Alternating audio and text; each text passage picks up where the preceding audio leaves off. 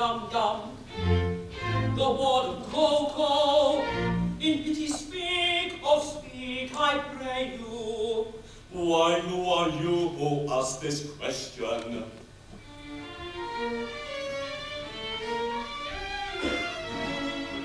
Come, gather round me, and I'll tell you.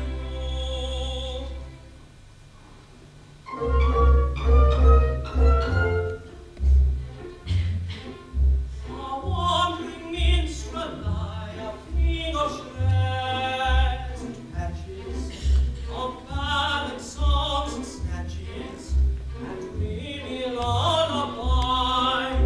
I can't along his long through every part changing, and to your humors changing, I tune my sorrowful song, I tune my sorrowful song.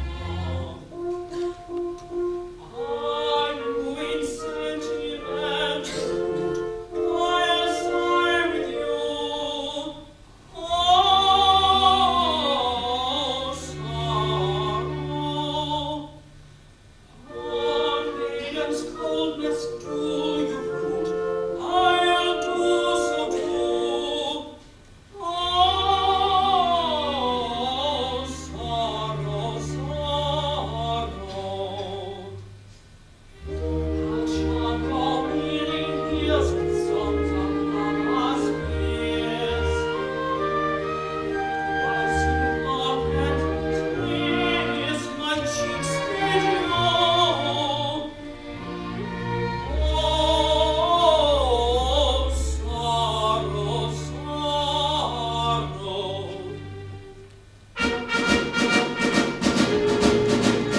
Patriotic sentiment is wanting. I patriotic balance cut to dry. For wherever country's banner may be planted, all other vocal banners are gone. All glory doesn't care it's like to settle. Where the people sing it if they go. And the shoulders surprise the nations tremble. With all the mighty drums and drums of Titipu.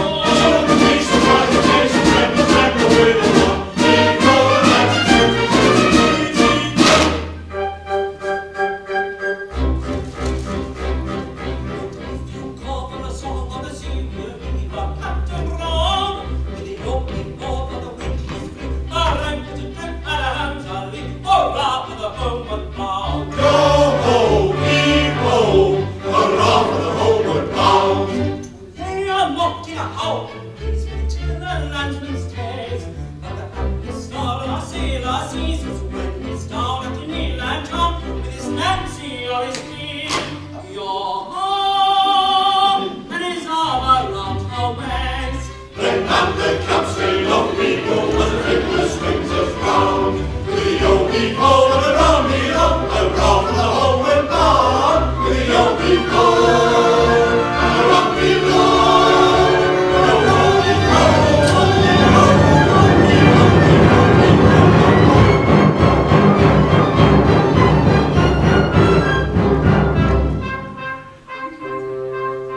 A wandering minstrel I, a thing of shreds and patches, of ballad songs and snatches, and dreamy lullaby,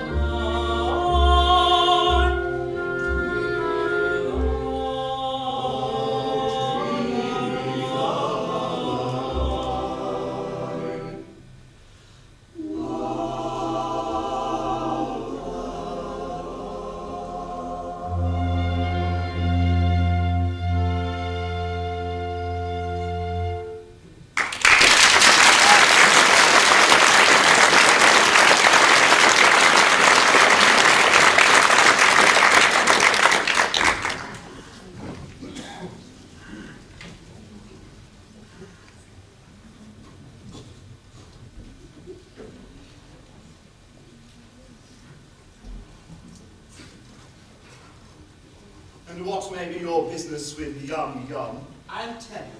A year ago, I was a member of the Titipu town band. It it was my duty to take the cap round for contributions. Whilst discharging this delicate office, I saw a young woman. Oh, we loved each other at once, but she was betrothed to a guardian, Coco, a cheap tailor, and I saw that my suit was hopeless. Overwhelmed with despair, I quitted the town. Judge of my delight when I heard a month ago that Coco had been condemned to death for flirting. So I hurried back at once, in the hope of finding Yum Yum at liberty to listen to my protestations. It is true that Coco was condemned to death for flirting, but he was reprieved at the last moment and raised to the exalted rank of Lord High Executioner under the following remarkable circumstances.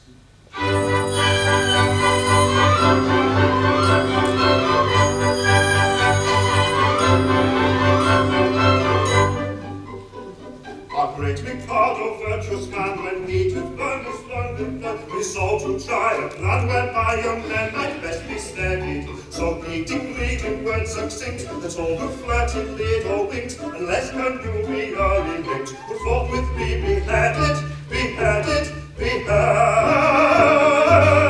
would forthwith be beheaded.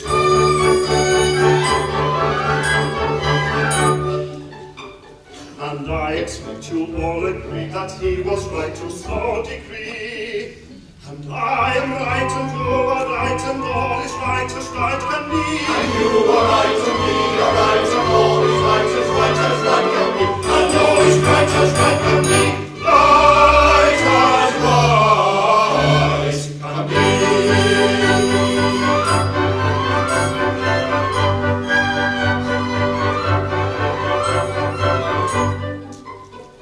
This stern decree, you'll understand, caused great dismay throughout the land. For young and old, and shy and bold were equally affected. The youth who winked a roving eye, or even non-connubial side, was thereupon condemned to die. Usually objected, objected, objected, usually objected.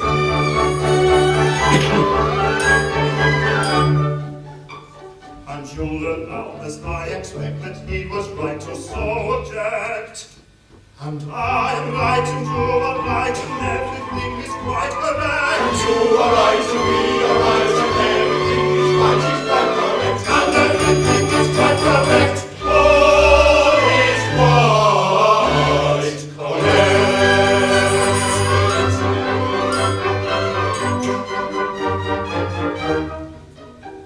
And so we straightened out on bail a convict from the county jail, whose head was next on some pretext condemned and to be mown off, and made him headsman, for we said, who's next to be decapitated, could not cut off another's head until he's cut his all off, his all off, his all off, till he's cut his all off.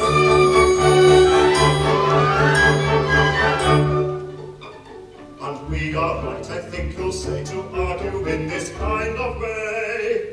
And I am right, and you are right, and all is right to lure away. And you are right and we are right and all is right to lure away. And I am right, and you are right, and all is right.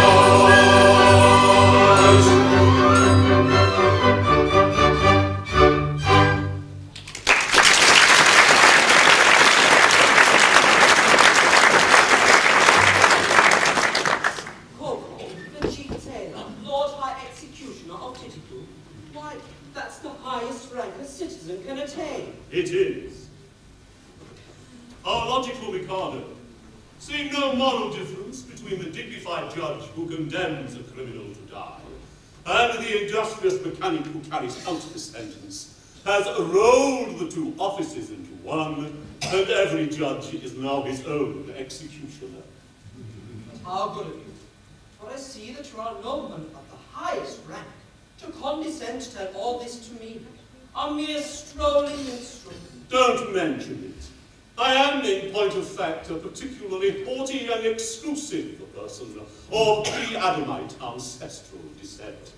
You will understand this when I tell you that I can trace my ancestry back to a protoplasmal primordial atomic globule, Consequently, my family pride is something inconceivable. I can't help it. I was born sneering. But I struggle hard to overcome this defect. I mortify my pride continually. When all the great officers of state resigned in a body, did I not unhesitatingly accept all their posts at once? And the salaries attached to them? You did. I did. It is consequently my degrading duty to serve this upstart as First Lord of the Treasury.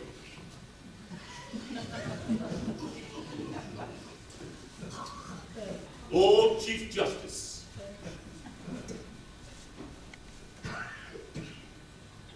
Lord High Admiral. Master of the Buckhounds. Groom of the back stair.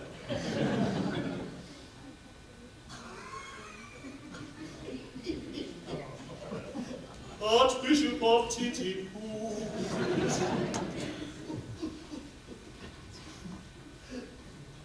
All rolled into one. And at a salary. A Pooh-Bah paid for his services, I, a salaried minion. But I do it. It revolts me, but I do it. And it does you credit. Oh, but I don't stop at that. I go and dine with middle-class people on reasonable terms. I dance at cheap suburban parties for a moderate fee. I accept refreshment at any hands, however lowly. I also retail state secrets at a very low figure. For instance, any further information about Yum Yum would come under the head of a state secret.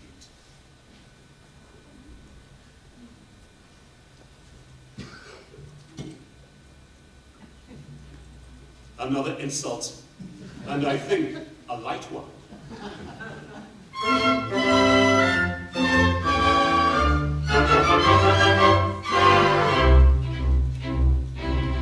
Young man, despair like white go to, yummy yum affair you must not do, it will not do, I'm sorry for you, you're very imperfect of sugar.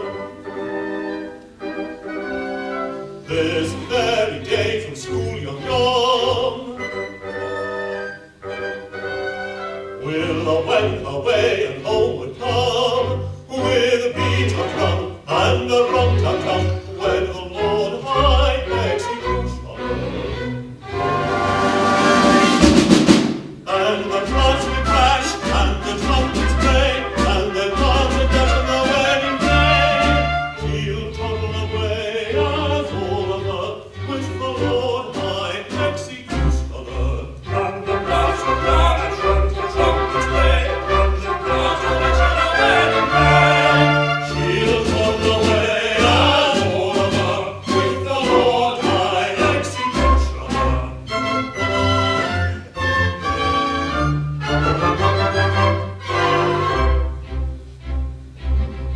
It's a hopeless case, as you may see, and in your place away I flee. But don't blame me, I'm sorry to be of your pleasure a diminution. They'll foul the pact extremely soon. In the point of fact this afternoon, a honeymoon with that buffoon at 7 comments and solution. And the bus will crash, and the trumpets play, and the bars will dash on the wedding day. She'll toddle away as all of her, with the Lord High executioner. And the bus will crash, and the trumpets play, and the bars will dash on the wedding day. She'll toddle away as all of her, with the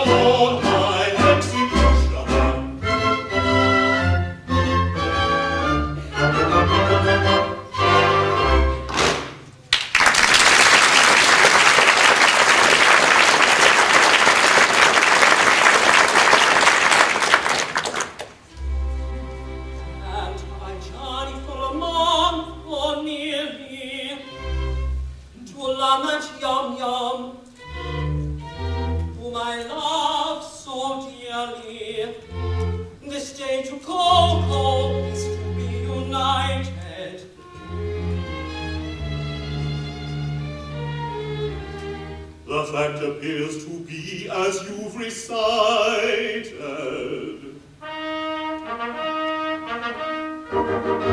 But here he comes, equipped as suits his station. He'll give you any further information.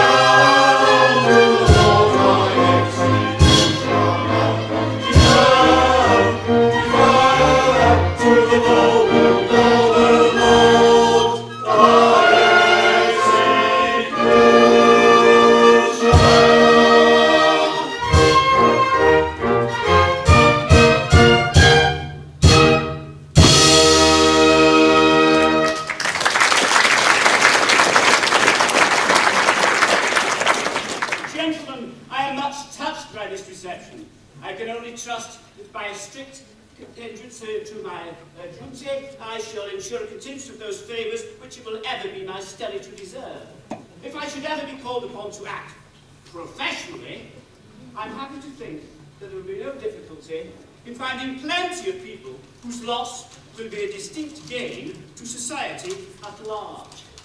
Ah, Mitsubishi! Toyota! Suzuki! Ah, Kiri Takanawa!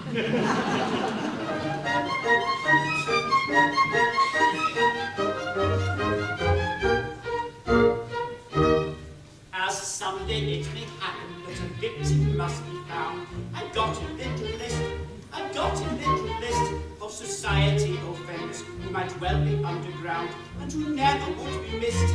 They never would be missed. There's yuppies who spend all the time at internet chat cats, and hoodies who just chat and rap, can't do basic maths, and greedy city bankers who just rob you hand and fist. You might as well have lost your cash at poker or at whist. And drinkers who on Friday nights just end up browsing list.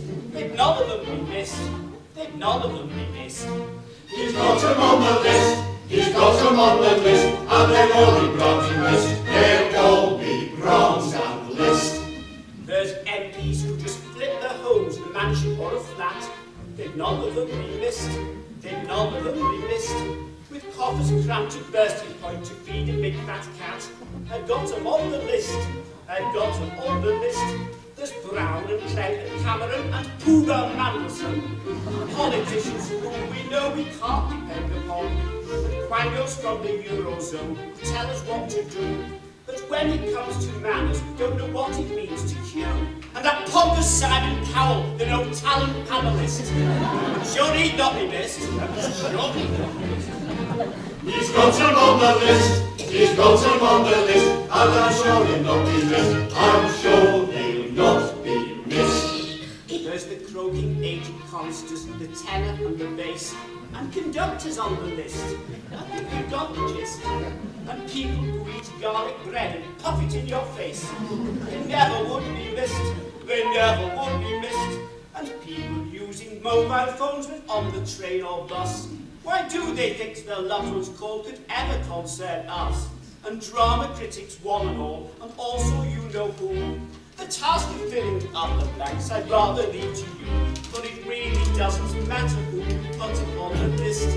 For they'd none of them be missed. They'd none of them be missed. You may put them on the list, you may put them on the list, and let none of them be missed. Let none of them be missed.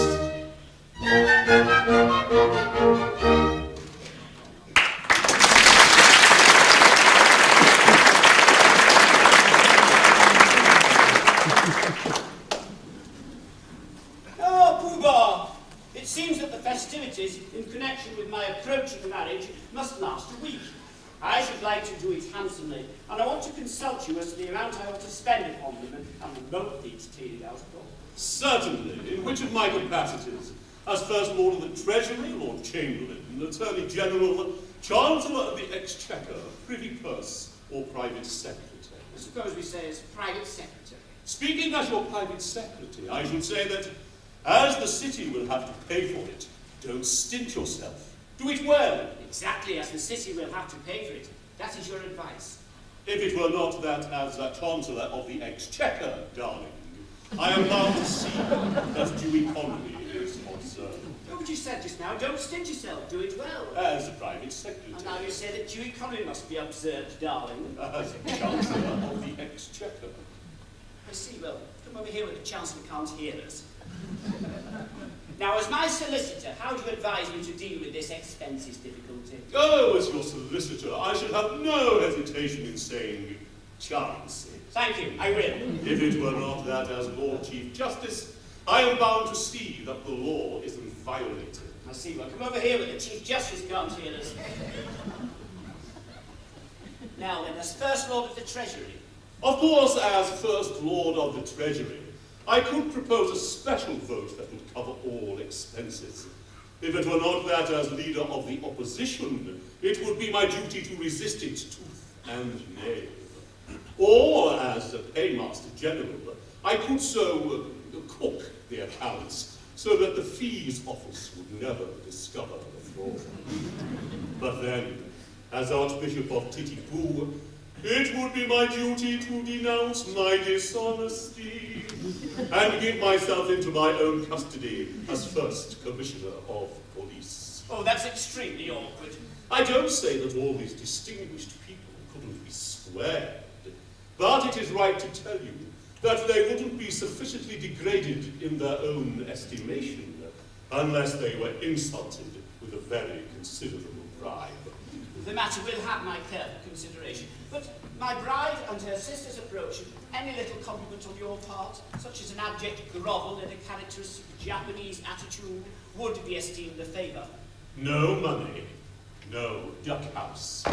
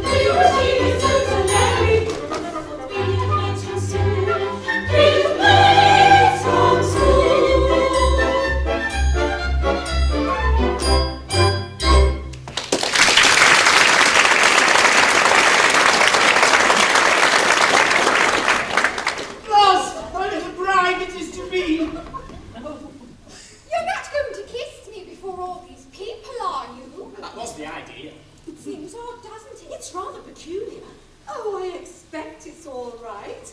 Must have a beginning, you know. Well, of course. I know nothing of these things, and I've no objection if it's usual. Oh, it's quite usual, I think, eh, Lord Chamberlain? I have known it done. Thank goodness that's over.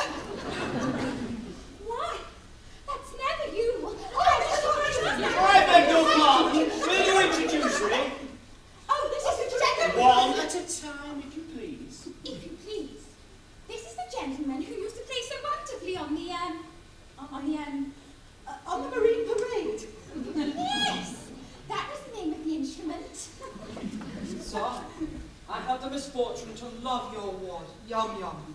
Oh, I know I deserve your anger. Anger? Not a bit, the boy. Why, I love her myself. Charming little girl, isn't she? Pretty eyes, nice hair, taking little thing altogether. Very glad to hear my opinion backed by competent authority. Thank you very much. Goodbye. Take it away.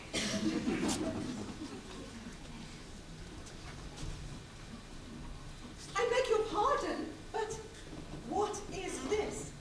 Customer come to try on? That is a tremendous swell. Go away, little girls. Can't talk to little girls like you. Go away then, kids. Allow me to present you, Rudolph. These are my three wards. The one in the middle is my bride-elect. What do you want me to do to them? Mind, I will not kiss them. No, you shan't kiss them. A little bow, a mere nothing. You needn't mean it, you know. Well, it goes against the grain. They are not young ladies, they are young persons. Make an effort, there's no woman. Well, I shan't read it. Howdy do, little girls, howdy do. Oh, my protoplasmal ancestors. I see nothing to laugh at. It is very painful for me to have to say, howdy do, little girls, howdy do, to young persons. I am not in the habit of saying, howdy do, little girls, howdy do, to anybody under the rank of a stockbroker. Don't laugh at him. He can't help it. He's under treatment for it.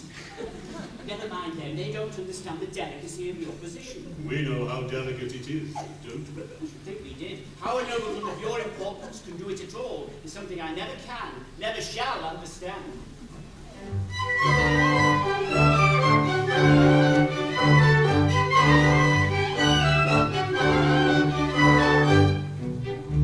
So places are not regretted, we have failed in etiquette. Towards a better rank so high, we shall know better by and by. And you, of course, must have its fix of partners. And don't take girls, happy spring before us, if we're inclined to dance and sing la la la la la la. But you, of course, must have its fix of partners. And don't take girls, must have its fix of partners.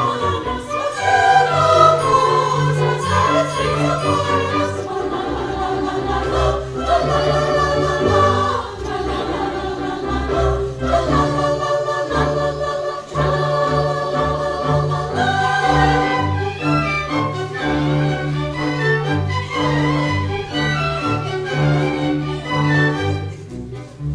I think you ought to recollect, cannot show too much respect towards the highly titled few, but nobody does, so why should you? But you, father, should have its fling, it's hard on us, to our prerogative we cling, so pardon us, if we decline to dance and sing, tra-la-la-la-la, tra-la-la-la-la. But you, of course, must have its fix of partners. And don't take girls, must have its fix of partners.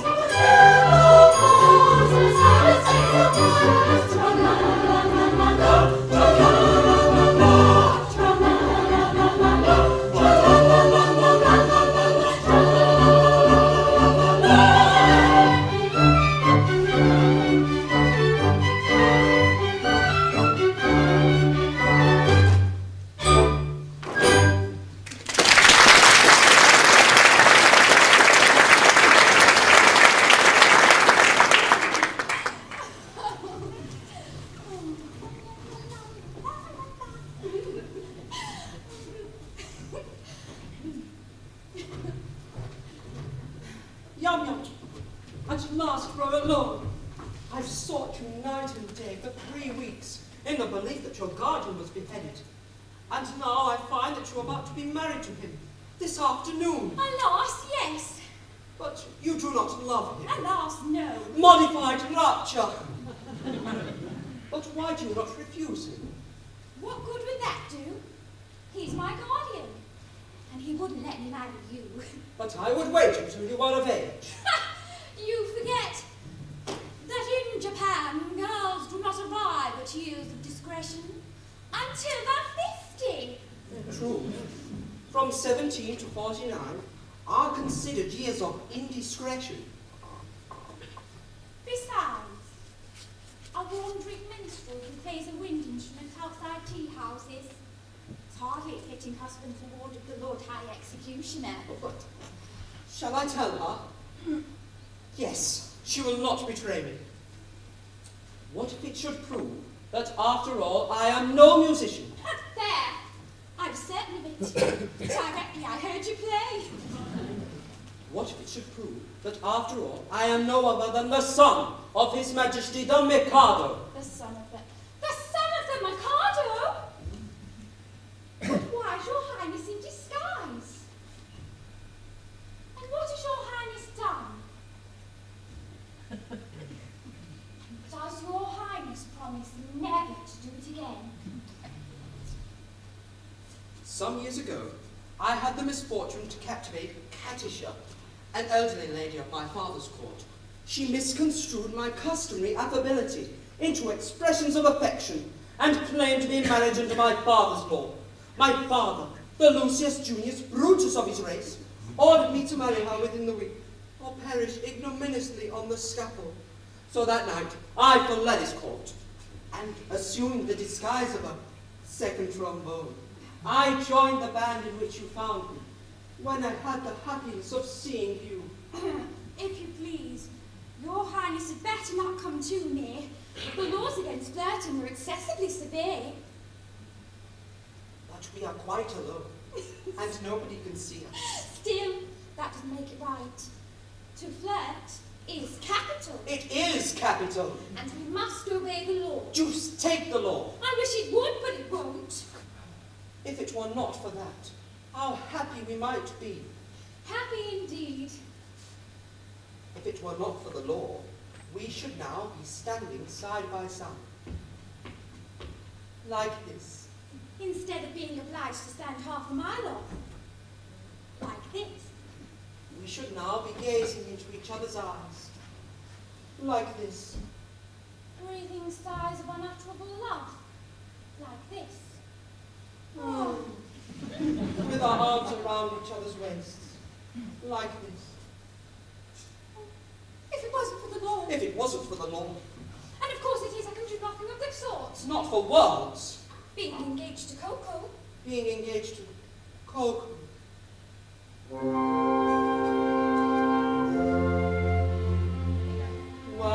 not to Coco plighted, I would send her home.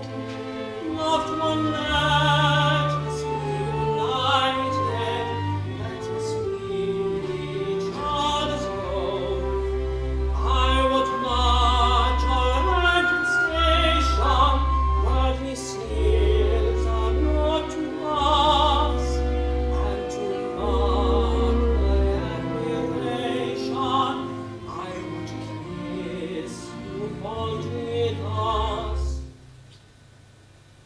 I would kiss you fond with us. But as I'm engaged to Coco, to a racial that's have vocal, who distinctly mean no joco, and for young I should get Toco. Toco, Toco, Toco, Toco, Toco.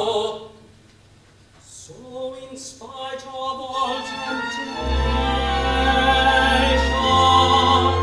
such a thing I must discuss, and unknown consideration, will I kiss you on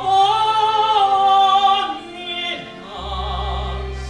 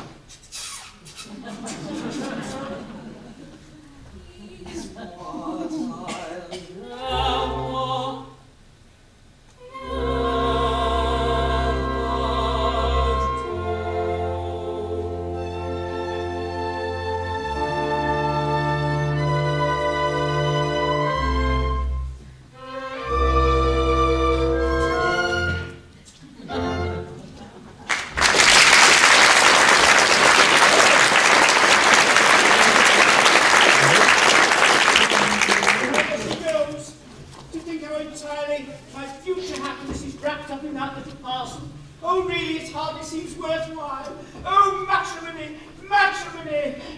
Now then, sir, can't you see I'm soliloquizing? You've interrupted an apostrophe, sir. I'm the bearer of a letter from His Majesty the Mikado. A letter from the Mikado? What in the world can he have to say to me?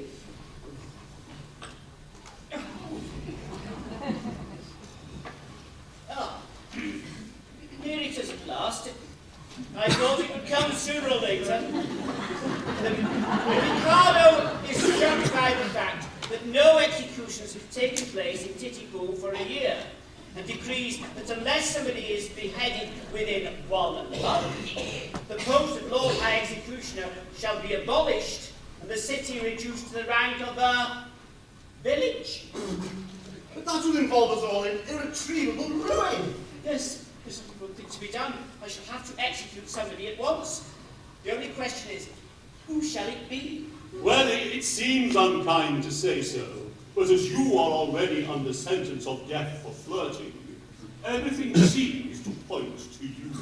To me? What are you talking about? I can't execute myself. Why not? Why not? Because in the first place, self-decapitation is an extremely difficult, not to say dangerous thing to attempt. And in the second, it's suicide. And suicide is a capital offence. That is so, no doubt. We might reserve that point. True, it could be argued 6 months hence before the full court. Besides, I don't see how a man can cut off his own head. A man might try. Even if you only succeeded in cutting it half off, that would be something. No, pardon me, but there I am adamant. As official headsman, my reputation is at stake, and I can't consent to embark upon a professional operation unless I see my way to a successful result. This professional conscientiousness is highly creditable to you, but it places us in a very awkward position. Sir, the awkwardness of your Grace himself, the burden that of a man engaged in the act of cutting off his own head.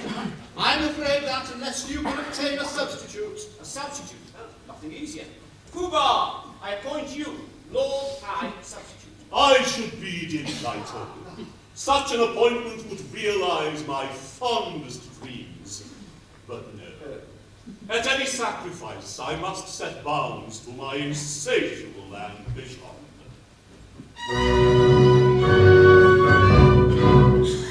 I am so proud, if I allowed my family pride to be my guide, I'd volunteer to quit this sphere instead of you in a minute or two.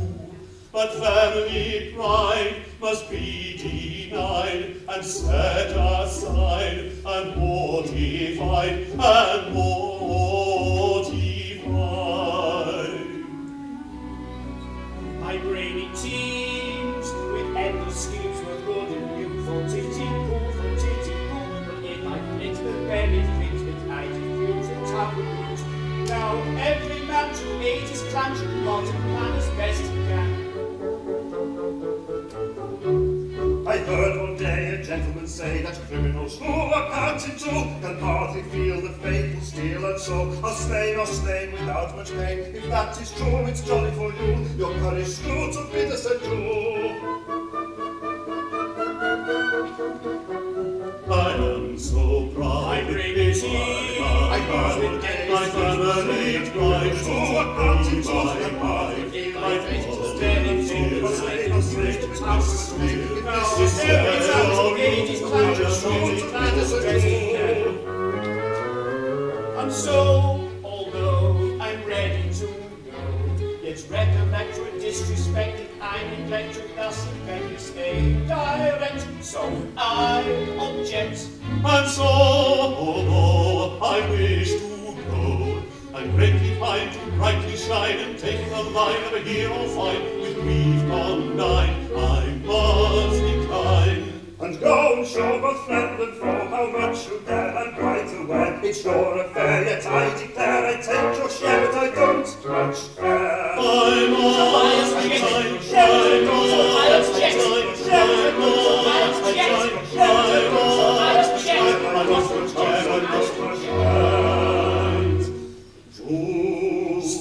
Cities on sands in the dog, in a pestilential prison with a lifelong lock, awaiting the sensation of a shot, from a chicken chopper on a big black dog, to cities on silence in a dog, in a pestilential prison with a lifelong lock, awaiting the sensation of a shot, from a chicken chopper on a big black dog, a lifelong lock, a shot, a big black dog, to cities on silence in a pestilential prison, awaiting the sensation of a chicken chopper.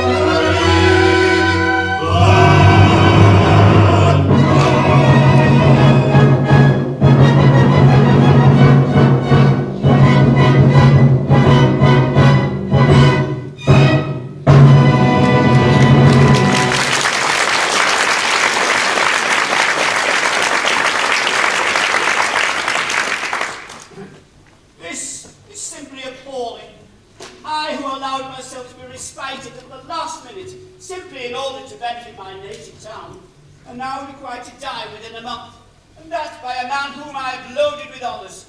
Is this public gratitude? Is this Go away, sir! Am I never to be permitted to soliloquize? Oh, go on, don't mind me. What are you going to do with that rope? I'm about to terminate an unendurable existence. Terminate your existence? Nonsense, sir. What for? Because you are going to marry the girl I adore. Nonsense, sir. I won't allow it. I am a humane man, and if you attempt anything of the kind, I shall order your instant arrest. Come, sir, desist at once, or I summon my guard.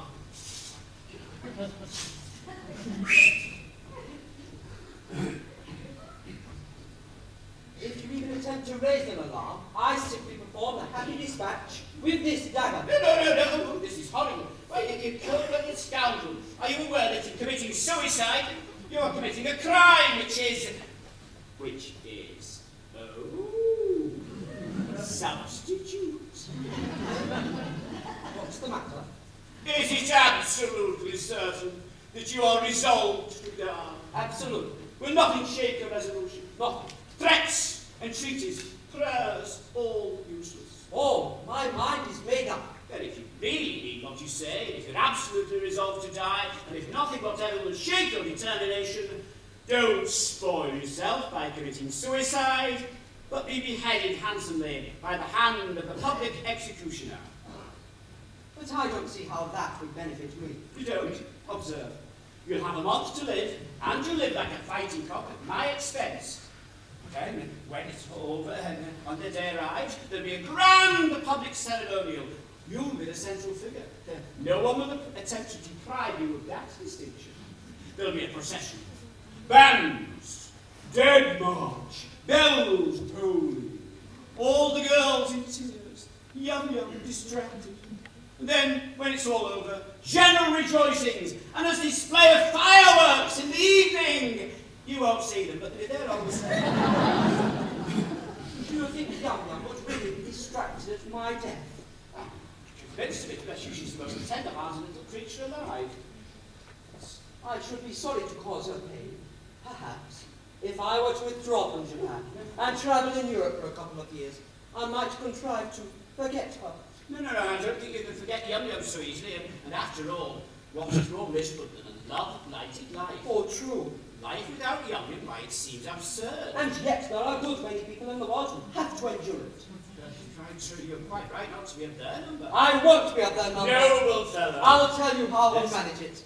Let me marry Yum tomorrow, and in a month you may behead me. No, I draw the line at Yum. Very well. If you can draw the line, then so can I. Oh, stop, wait a minute. How can I consent to your marrying Yum if I'm going to marry her myself? My good friend, she'll be a widow in a month, and you can marry her then. Oh, yes, I quite see that, but my position during the next month will be most unpleasant. Most unpleasant. Not half so unpleasant as my position at the end of it. Yes, I agree. I mean, it's only putting off my marriage for a month. Oh, but listen, you won't prejudice her against me, will you?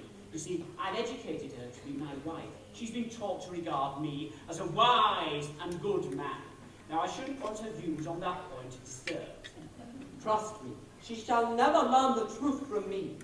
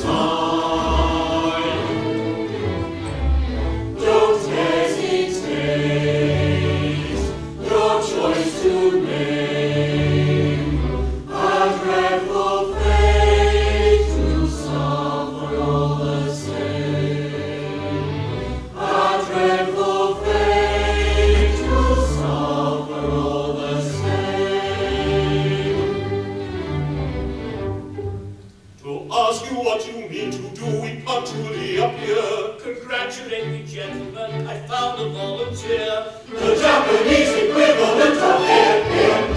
'Tis Nanki-Poo. Hail Nanki-Poo. I think you do. Yes, yes you do. He yields his life, he died of young surrender. Now I adore that girl with passion tender, who could not heal her with a ready will, or her or not, if I did not adore myself with passion tender, with passion tender still. Ah, yes, he lost himself with passion tender. Take her, she's yours. Not you, silly.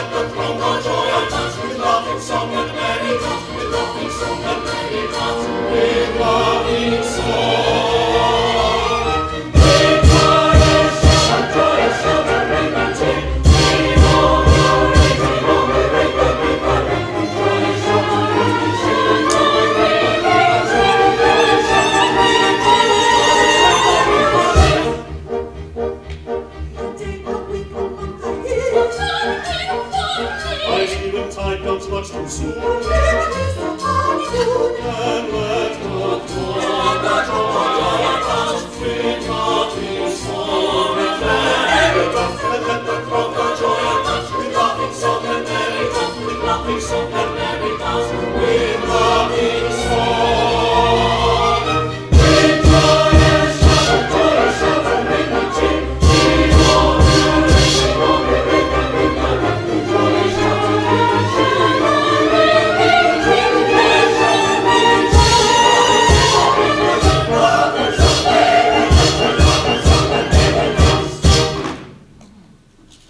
As in a month you've got to die, Coco tells us true.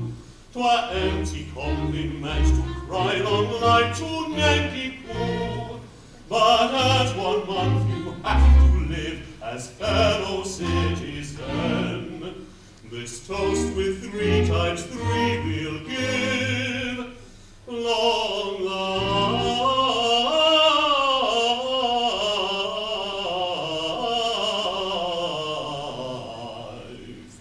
Long life to you. Long life to you. Long life to you. Till then.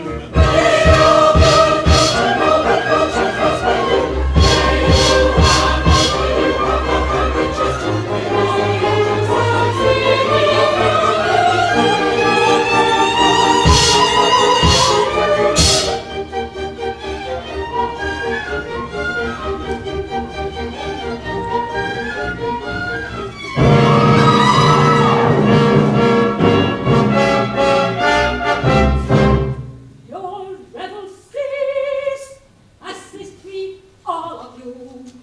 What is this whose evil eyes make light on our festivities? I claim my perjured lover, Nanki-Poo. A fool to shun delights that never cloy. Only by any work undone.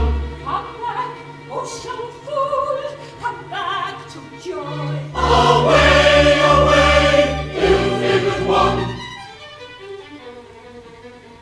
Ah, 'tis Katisha, the maid of whom I told you.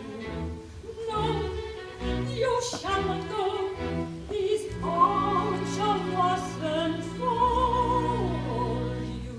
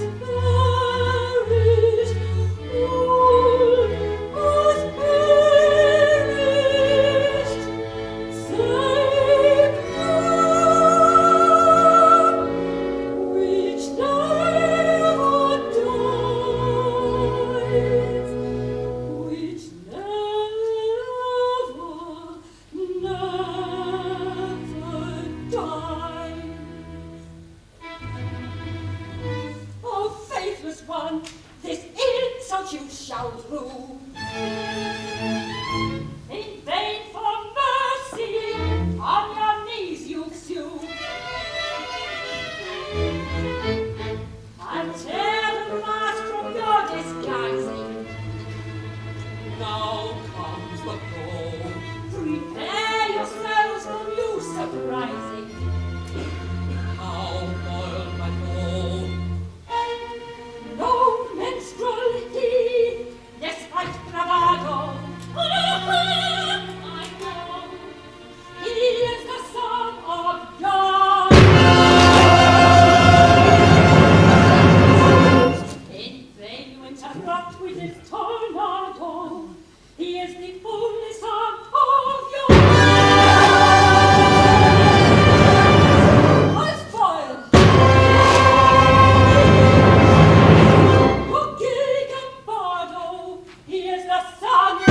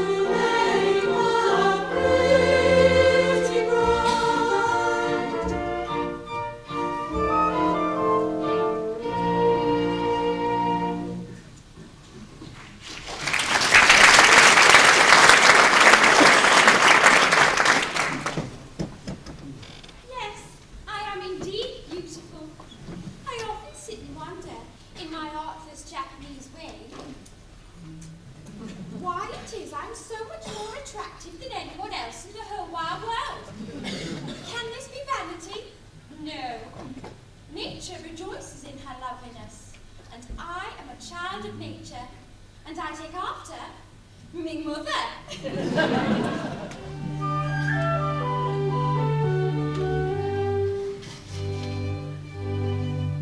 A sun whose rays are all ablaze with ever-living glory does not deny his majesty, his goes to tell the story. He don't exclaim, I blush for shame, so pretty we're indulgent, but fierce and bold and fiery called, he glories all effulgent.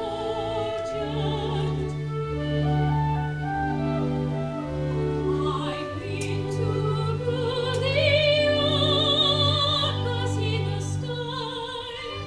We really know the sun of time. I've been to rule the others in the sky.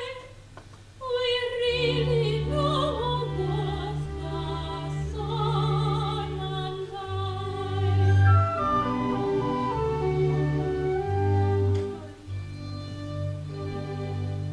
Observe his flame that placid day, the whole celestial highness. There's not a trace upon her face of diffidence or shyness. She borrows like the proven man, one can behold and claim her. And truth to tell, she lights up well, so I for one don't blame her. Pray make no mistake, we are not shy. We're very bright away, the moon and I. Pray make no mistake, we are not shy. We're very bright awake, the moon and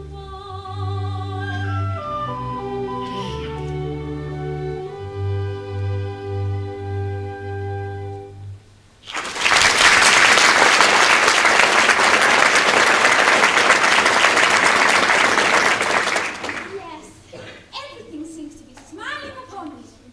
I'm about to be married to the man I love best, and I believe I'm the happiest girl in Japan. The happiest girl indeed, for she is indeed to be envied, who has attained happiness in all but perfection. In all but perfection. Well, dear, it can't be denied that the fact that your husband is to be beheaded in a month is in its way a drawback. It does seem to take the top off it. I don't know about that. It all depends. At all events, he will find it a drawback. Not necessarily. Bless you. It all depends. I think it very indelicate of you to talk of such a topic on such a day. If my married happiness is to be Cut short. then can't you at least let me forget about it?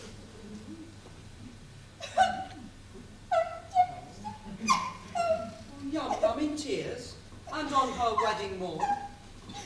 David reminded me you're to be beheaded. Yes, we've been reminding you that you're to be beheaded. It's quite true, you know. You are to be beheaded. House and bridegrooms would be depressed by this sort of thing.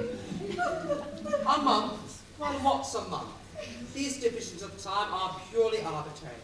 Who says 24 hours make a day? Well, there's a popular impression to that effect. Then we'll face it. We'll call each second a minute, each minute an hour, each hour a day, and each day a year. And at that rate, we've about 13 years of married happiness together. And at that rate, this interview has already lasted 4 hours and 3/4. How time flies when one's thoroughly enjoying oneself. That's the way to look at it. Don't let's be downhearted. There's a silver lining to every cloud. Let's be perfectly happy. Oh, by all means, let's thoroughly enjoy ourselves.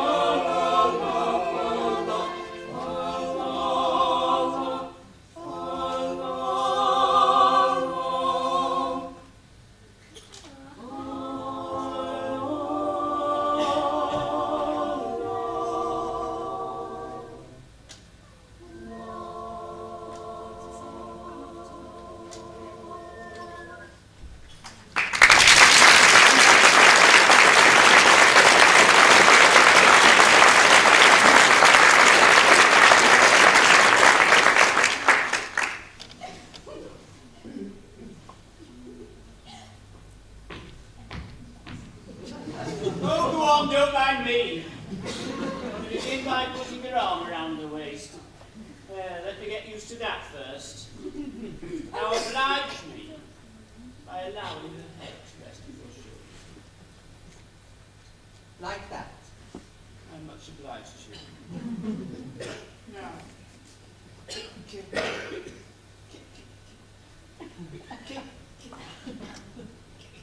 kiss her. Oh, thank you. George. Come, bear up. After all, it's only for a month. Hello. It's no use deluding yourself with false hopes. What do you mean? Oh, how can I tell it? My little bride that was to have been. Was to have been. Yes, you never can be mine. What? I just ascertained that by the Mikado's law, when a married man is beheaded, his wife is buried alive. Buried alive? Buried alive. It's most unpleasant there. Where did you get that from? Oh, from Pooh Bar. He's my solicitor. You made a mistake. So I thought. So I consulted the Attorney General, Lord Justice, and the Lord Chancellor. They're all of the same opinion. Never knew such unanimity on a point of law in my life. But stop a minute. This law has never been put in force. Not yet. You see, flirting is the only crime punishable by decapitation. Married men never flirt. Of course they don't. I quite forgot that. Well, I suppose I may take it that my dream of happiness is at an end. Darling, I don't want to appear selfish, and I love you with all my heart. Don't suppose I'll ever love anyone else quite as much. But when I agreed to marry you, my own, I had no idea, pet, that I'd have to be buried alive. Nor I. It's the very first I've heard of it. Makes a difference, doesn't it? It does make a difference, of course. You see, when you're alive, such a stuffy death. I call it a beast of a death. You see my difficulty? Yes, and I see my own. If I insist on you carrying out your promise, I doom you to a hideous death. If I release you, you marry Coco at once. Here's a how-do-do, if I marry you. When your time has come to perish, then the maiden whom you cherish must be slaughtered too. Here's a how-do-do, here's a how-do-do. Here's a pretty mess, in a month or less. I must die without your wedding, let the bitter tears I'm shedding witness my distress. Here's a pretty mess, here's a pretty mess. Here's a state of things, true a life she clings. Matrimonial devotion doesn't seem to suit her notion, burial it brings. Here's a state of things, here's a state of things. With a passion that's intense, I wash and run, but the laws of common sense we want to ignore. If what he says is true, 'tis death to marry you. Here's a pretty state of things, here's a pretty how-do-do. Here's a pretty state of things, a pretty state of things. Here's a how-do-do, Here's a how-do-do, here's a how-do-do. for if what he says is true, I cannot marry you. Here's a pretty state of things. Here's a pretty how-do-do.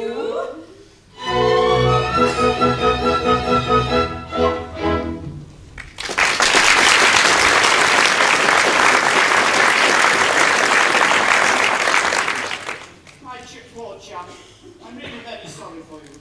Thanks, old fellow, I'm sure you are. You see, I'm quite helpless. I can quite see that. I can't conceive anything more distressing than to have one's marriage broken off at the last moment. But you shan't be disappointed of a wedding. You should come to mine. That's awfully kind of you, but I'm afraid that's impossible. Why so?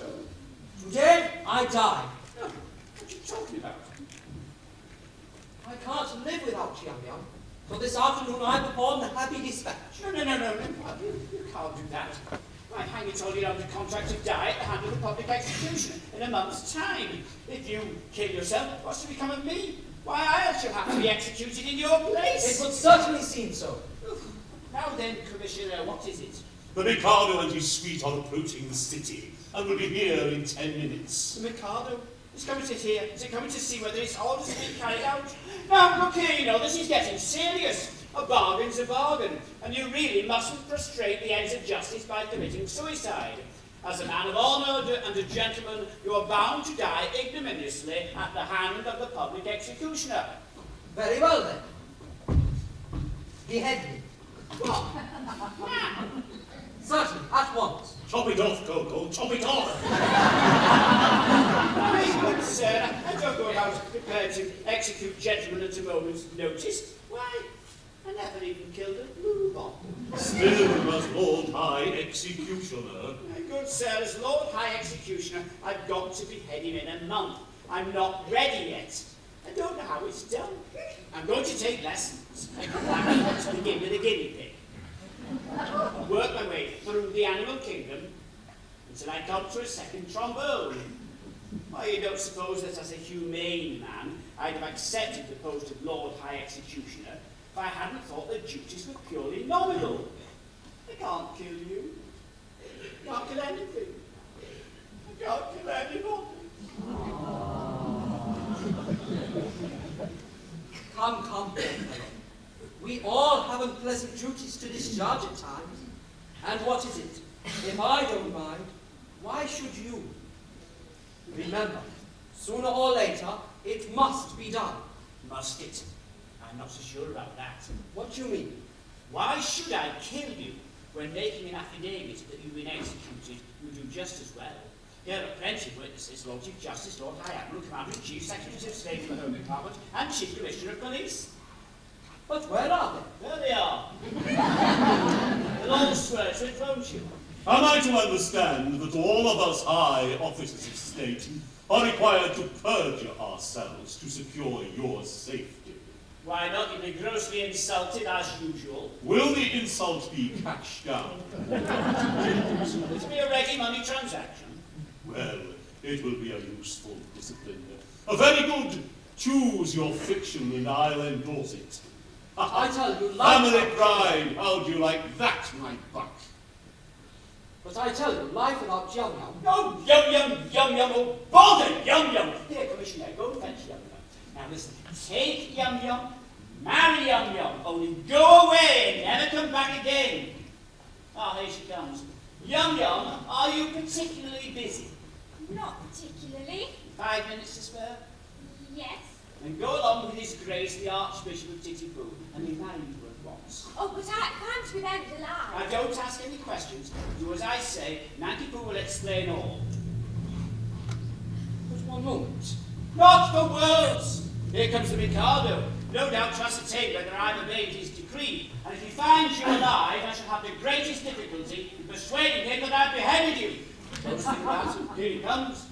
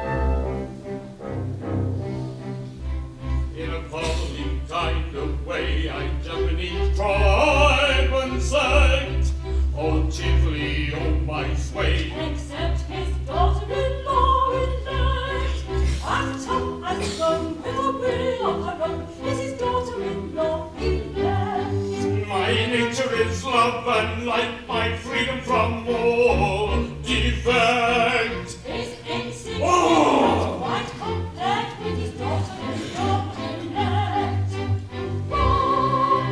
Bow to his daughter-in-law elect. Bow to his daughter-in-law elect.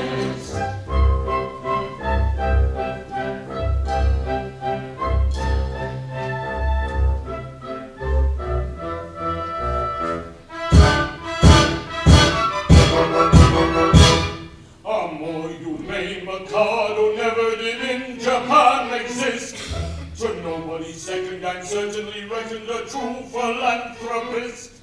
It is my very humane endeavor to make to some extent each evil liver a running river of harmless merriment. My object all sublime I shall achieve in time, to let the punishment fit the crime, the punishment fit the crime, and make his prisoner pant, unwillingly represent a source of innocent merriment, of innocent merriment.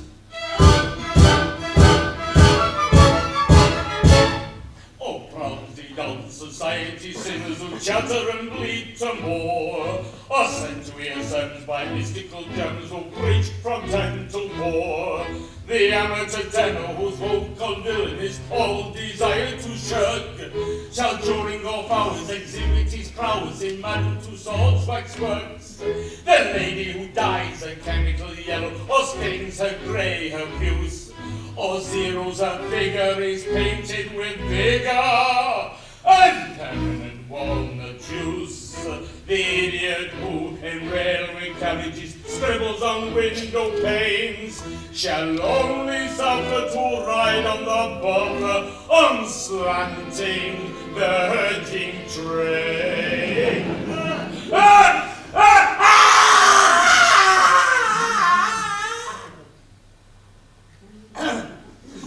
My object all sublime I shall achieve in time, to let the punishment fit the crime, the punishment fit the crime. I make his prisoner pant, unwillingly represent a source of innocent merriment, of innocent merriment. His object all sublime, we will achieve in time, to let the punishment fit the crime, the punishment fit the crime. I make his prisoner pant, unwillingly represent a source of innocent merriment, of innocent merriment. The television chefs we see on our screens for countless hours, the tea I mean I drink will all be extracted by qualified amateurs. The musical singer attends a series of massives and fugues and hops, by body to woman, by Spar and Beethoven and classical Monday pops. The billiard sharp who anyone catches his booms extremely hard is made to dwell in a dungeon cell on a spot that's always hard, and there he plays extravagant matches in faithless finger stalls on a cloth and true with a twisted cue and elliptical Behiliad ball.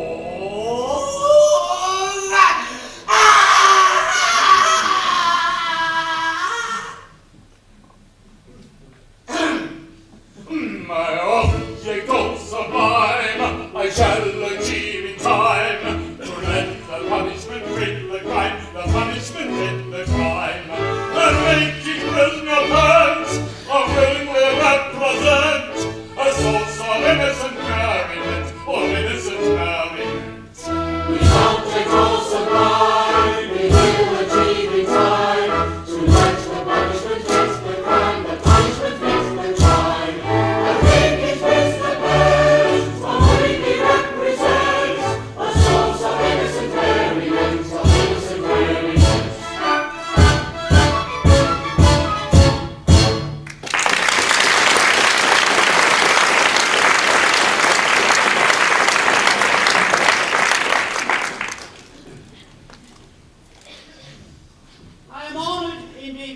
to welcome your Majesty. I guess the object of your Majesty's visit, your wishes have been attended to. The execution has taken place. Oh, you've had an execution, have you? Yes, the coroner has just handed me his certificate. I am the coroner. And this is a certificate of his death. In the town of Titipu, in the presence of the Lord Chancellor, Lord Chief Justice, Secretary of State for the Home Office, Lord Mayor, and groom of the second floor front. They were all present, Your Majesty. I counted them myself. A very good house. I wish I'd been in time for the performance. And then some fellow he was too. A man of gigantic strength. His struggles were terrific. It was really a remarkable scene. Describe it!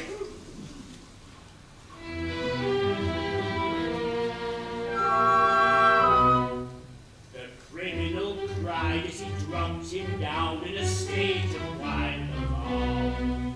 With a fearful, frightful, frantic frown, I burned my big right arm. I seized him by his little pigtail, and on his knees fell he. As he squirmed and struggled and gurgled and gurgled, I drew my sting sleeve. I sting the sleeve. Oh, never shall I forget the cry for the shriek and heave. As I gnashed my teeth with rolling sheep, I drew my sting sleeve. We know him when we cannot tell untrue or groundless tales. He always tries to utter lies, and every time he fails. He shivered and shook as he gave a sign, the stroking in his hair. When all of a sudden his eye met mine, and it seemed to brace his nerve. For he nodded his head and kissed his hand and whistled an added plea. As the sailor drew completely through his cervical vertebrae, his vertebrae. When a man's afraid, how beautiful fate is a cheering sight to see. And if no one had that long and slut was soon by sight to be. A terrible tale we got to sail with drooping white and breeze. A taste exact for thoughtless facts amounts to our disease. Now, though you had said that head was dead, or its owner dead was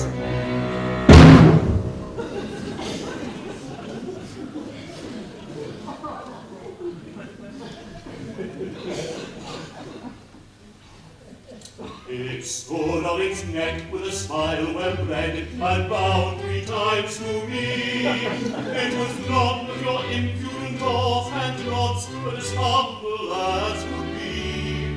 For it clearly knew the deference due to a man of pedigree.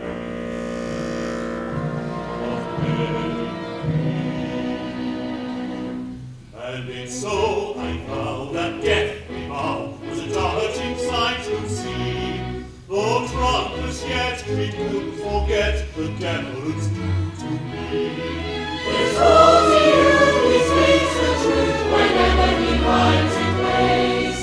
And in his face it all took place exactly as he says. Exactly, exactly, exactly, exactly as he says.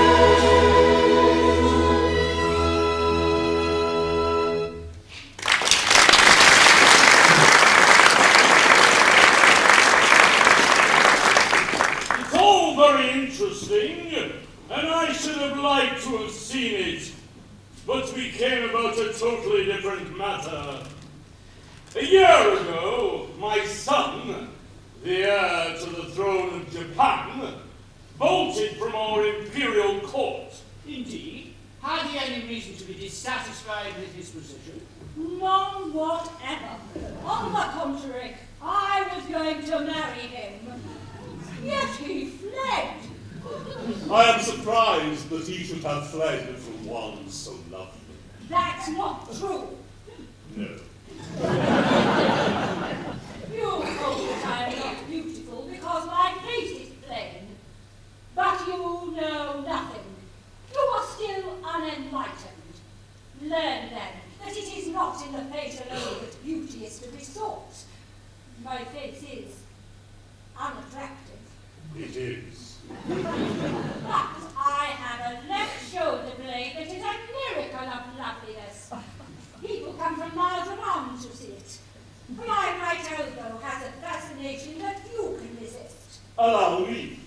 It is on you Tuesdays and Fridays on presentation or visiting card. As for my circulation, it is the largest in the world. And yet, he fled. And is now masquerading in this town, disguised as a second trombone. A second trombone? Yes. Would it be troubling you too much if I asked you to produce him?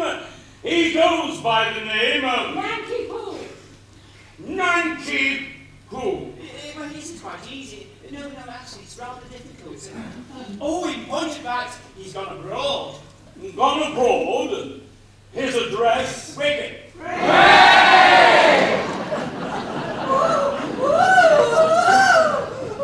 What's the matter? See here, his name, Nanki-Poo. Beheaded this morning. Oh, where shall I find another? Where shall I find another? Dear. Oh, this is very tiresome. My poor fellow, in your anxiety to carry out my wishes, you have beheaded the heir to the throne of Japan. I beg to offer an unqualified apology.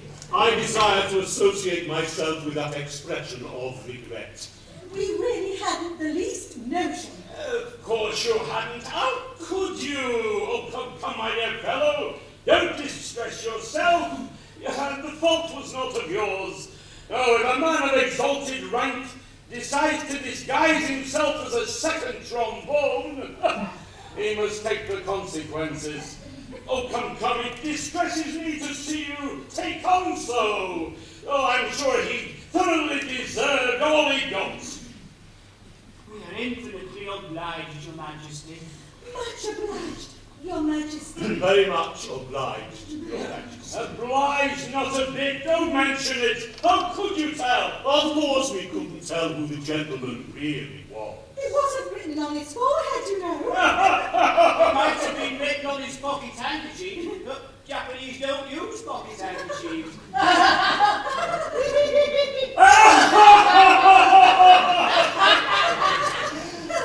I forget the punishment for compassing the death of the heir apparent.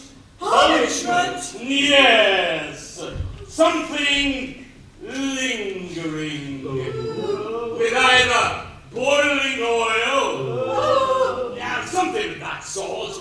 I think boiling oil occurs in it, but I'm not sure. I know it's something humorous, with either boiling oil or melted lead. But come, don't fret. I'm not a bit angry. If Your Majesty will accept our assurance, we had no idea. I knew nothing about it. I wasn't there. That's the pity of it. The Act says, compassing the death of the heir apparent. There's not a mention of a mistake. No. Or not knowing. No. Or having no notion.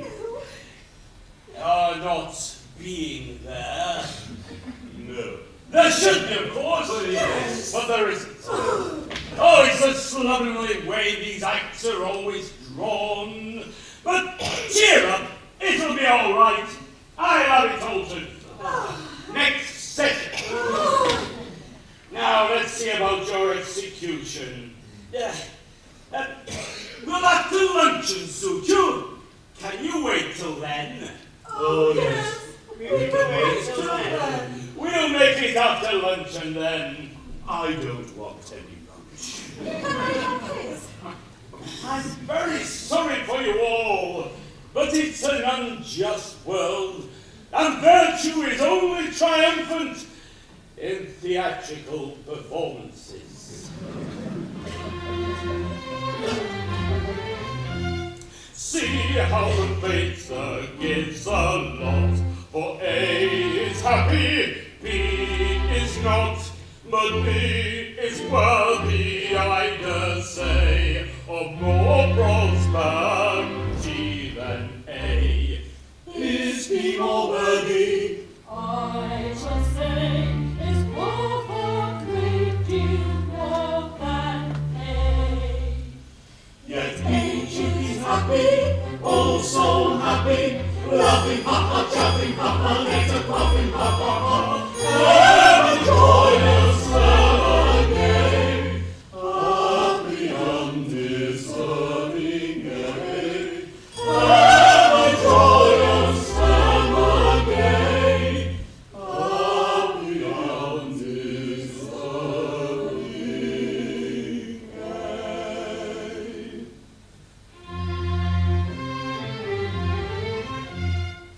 If I were fortune, which I'm not, B should enjoy A's happy lot, and A should die in misery.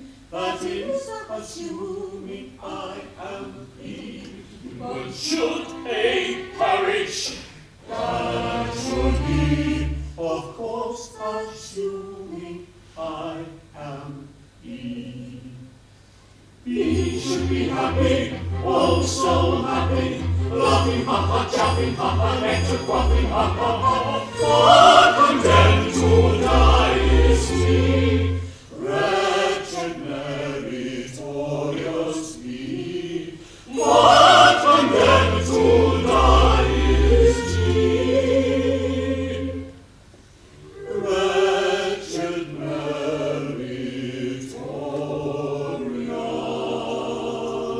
he.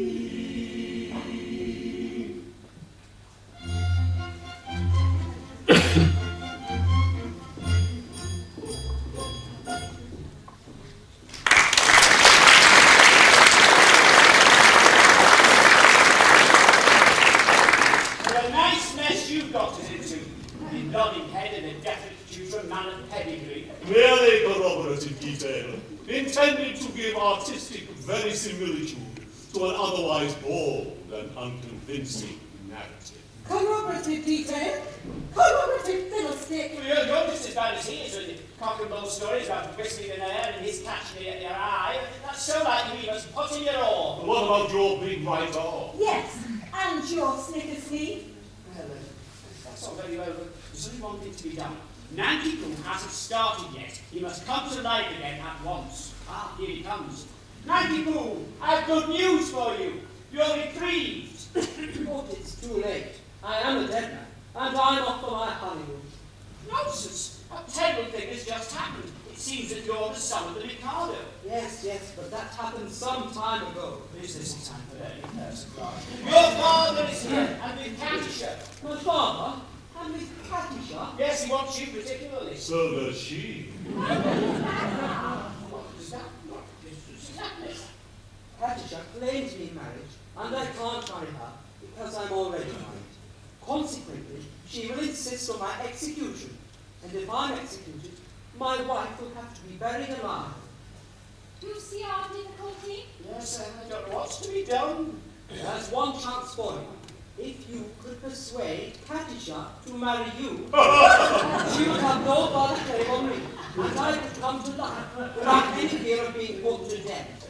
I marry Katisha. I really think it's the only course. My good girl, have you seen her? She's something appalling. Oh, that's only her face. She has a left elbow which is a miracle loneliness. People come miles to see it. I am told her right heel is much admired by connoisseurs. My good sir, I decline to pin my heart on any lady's right heel. It comes to this. While Katisha is single, I prefer to be a disembodied spirit. When Andra is married, existence will be as welcome as the flowers in spring.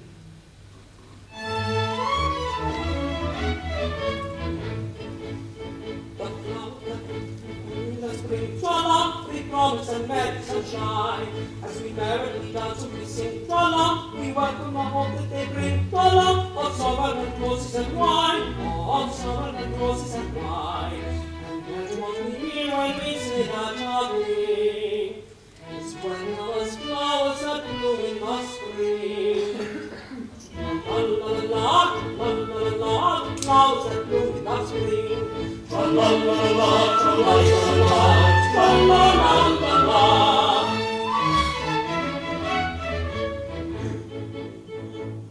The flowers that bloom in the spring, shut up! Have nothing to do with the case. I've got to take under my wing, a most attractive old thing, with a caricature of a face, with a caricature of a face. And that's what I mean when I say or I sing. Oh, bother the flowers that bloom in the spring, cha-la-la-la, cha-la-la-la-la, bother the flowers of spring. Tra-la-la-la, tra-la-la-la-la, tra-la-la-la-la.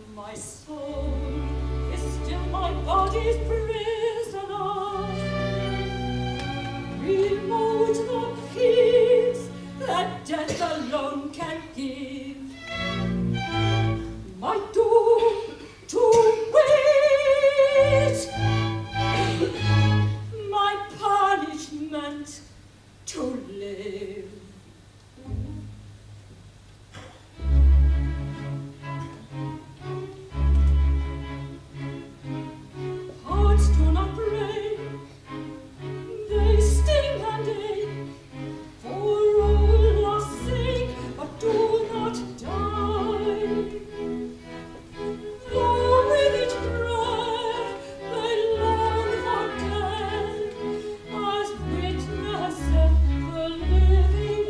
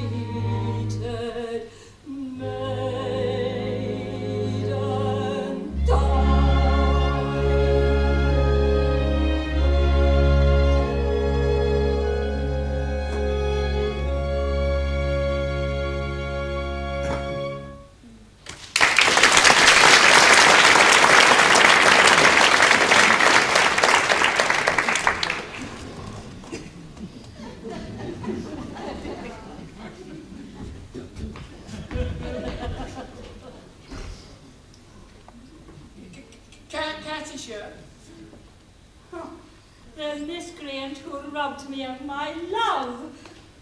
But vengeance pursues. They are heating the cauldron. Katisha, behold a suppliant at your feet. Katisha, mercy. Mercy? Had you mercy on him? See here, you. You have slain my love. Oh, he did not love me. But he would have loved me in time. I am an acquired taste. Only the educated palate can appreciate me. I was educating his palate when he left me. Well, he is dead. And where am I to find another?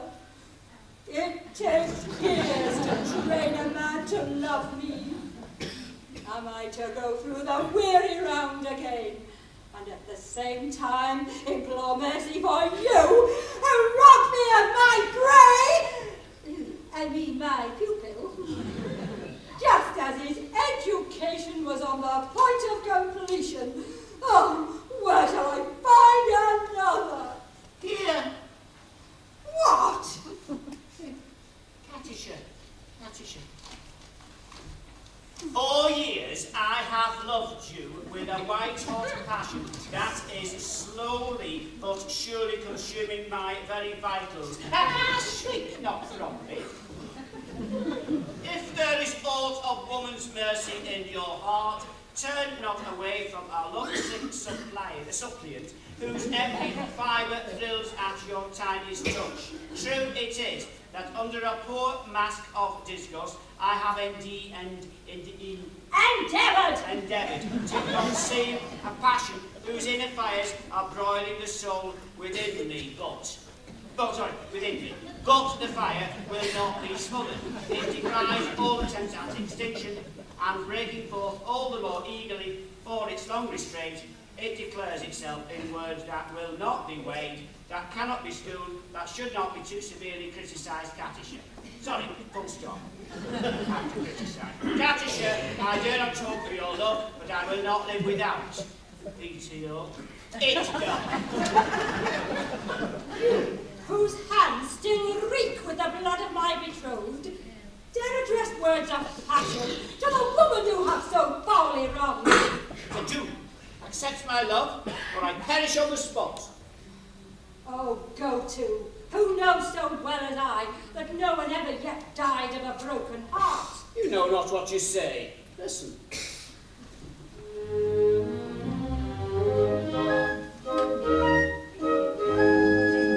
On a tree by a river, a little tomtit sang willow, tit-willow, tit-willow. And I said to him, Dick, then why do you sing willow, tit-willow, tit-willow? Is it weakness of intellect, birdie, I cried, or a rather tough worm in your little inside? With a shake of his poor little head, he replied, oh, willow, tit-willow, tit-willow.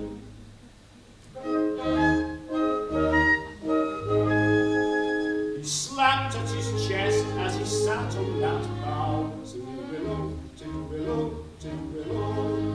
With a cold perspiration bespangled his brow. Oh, willow, tit-willow, tit-willow. He sobbed and he sighed, and a gurgle he gave. Then he plunged himself into the billowing wave.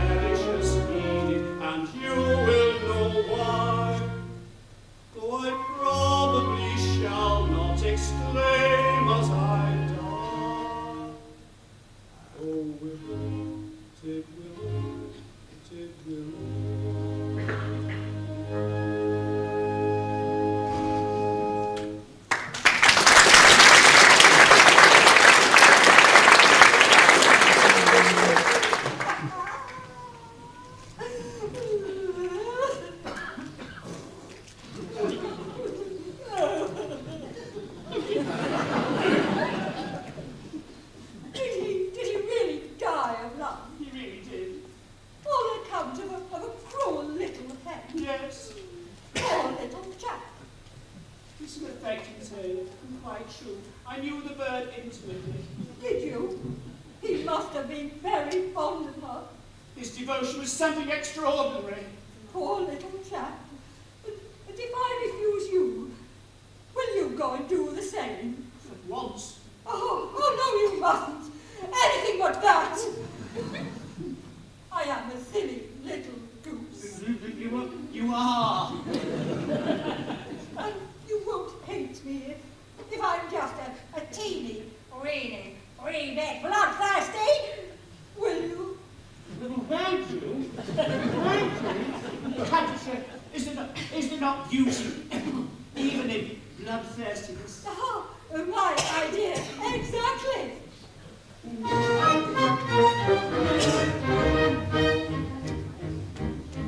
There is beauty in the bellow of the moors, there is grandeur in the blowing of a gale, there is eloquence of roaring when the lion is the roar, and the tiger is a lashing of his tail. Yes, I like to see a tiger from the cold all the night, and especially the lashing of his tail. Volcanoes have a splendor that is thrilling, and earthquakes only terrify the toads. But to him that's scientific, there is nothing that's terrific in the falling of a flight from the bones. Yes, in spite of all my meekness, I have a little weakness. It's a passion for the fight upon the bones. If that is so, sing down, it's evident very hard to someone. Away we go, and never back, time and time to take this done.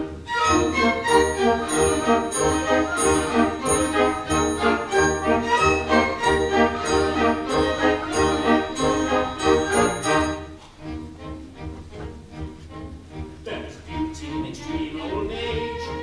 Do you fancy that never clear enough? Information I'm requesting on this subject interesting. Is a maiden all the better when she's tough? Across this great dominion, it's a general opinion that you must a good deal longer when he's tough.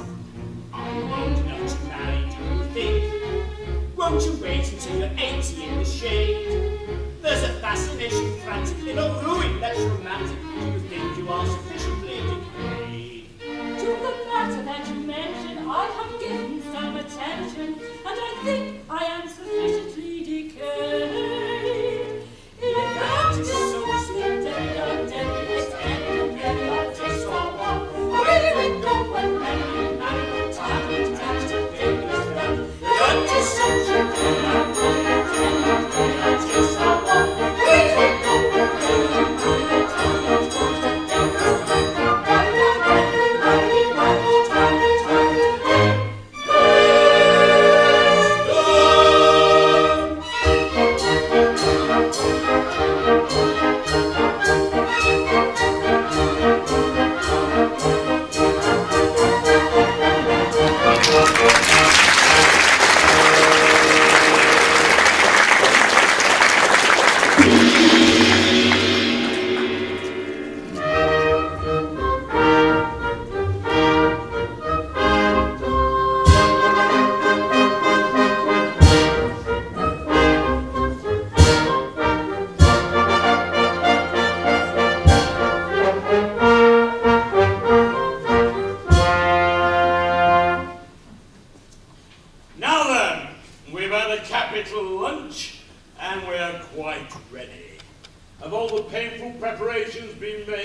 Your Majesty, all is prepared. Then produce the unfortunate gentleman and his too well-meaning but misguided accomplices. Mercy! Mercy for Coco. Mercy for Pity Sing. Mercy even for Pooh Bah. I beg your pardon. I don't think I quite caught that remark. Mercy even for Pooh Bah. Mercy! My husband that was to have been is dead, and I have just married this miserable object. You've not been long about it. We were married before the registrar. I am the registrar. I see. But you see what my problem is, you see, as you have slain the heir apparent. Heir apparent is not slain. Bless my heart, Miss Son.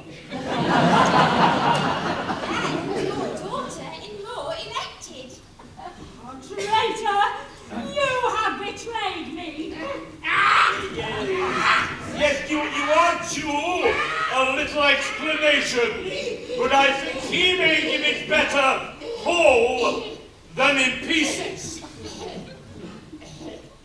Your Majesty, it's like this. It is true that I stated that I had killed Nanki-Poo. Yes, with very affecting particulars. Merely corroborative detail, intended to give artistic verisimilitude to an otherwise bald and unconvincing Will you refrain from putting in your own narrative.